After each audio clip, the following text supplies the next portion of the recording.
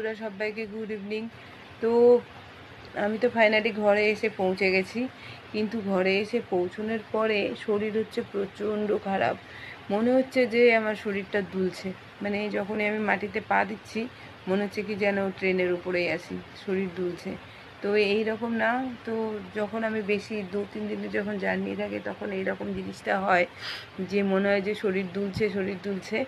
তো অল্প লোকালের মধ্যে হলে পরে কিছু হয় না, লোকাল জার্নিতে কিছু হয় না, যে আমি আমার ঘর থেকে কলকাতা পর্যন্ত গেলাম তখন কিছু হয় না, কিন্তু এই লং জার্নিতে এই ব্যাপারটা হয়।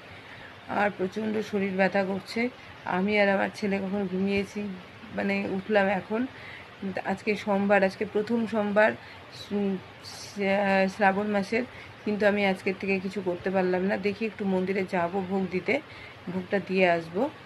আর এইটুকুই আজ এইবারে হবে। জলটা মনে হচ্ছে আমি এই সোমবার থেকে আর ঢালতে পারছি না, তো পরের সোমবার থেকে ঢালবো। আর তোমরা যারা